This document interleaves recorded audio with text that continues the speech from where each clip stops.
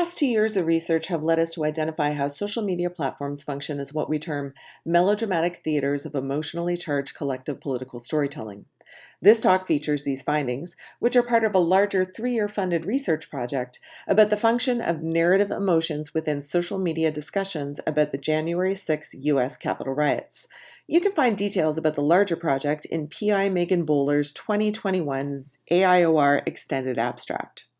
Our research identified a political meta-narrative in these Twitter, Facebook, and Gab comments which reflects a digital version of what Hochschild calls deep stories, an emotional accounting system that underlies all political ideologies and explains economic, political, social pain by blaming others. Deep stories also contain a rescue fantasy, which is notably absent in our data, which indicates the lack of solution-focused discourse on social media platforms.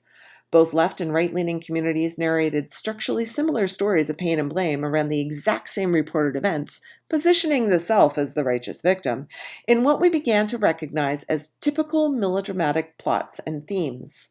The narratives constructed by left-leaning discourse communities centered on the pain of an attempted insurrection, directing blame toward a white supremacist system of policing.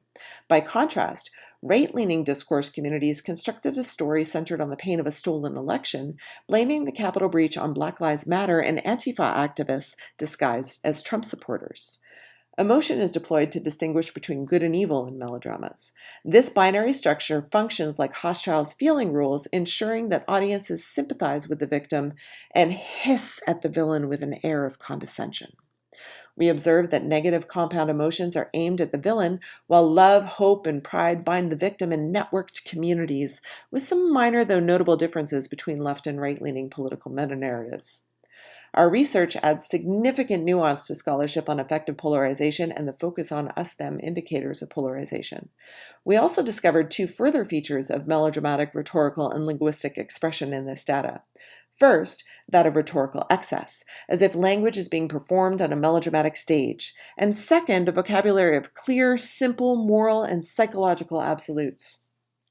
Debate or discussion across difference is incredibly rare in these spaces.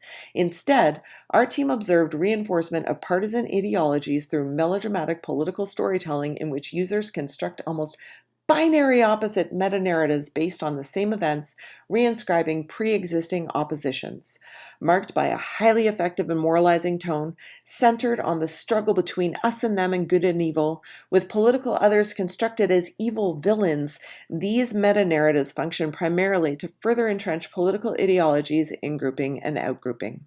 In conclusion, as political discussions migrate to online environments, not only is there a lack of dialogue, but the very structures of social media platforms enforce binary thinking and feeling, evacuating complexity and nuance from political dialogue.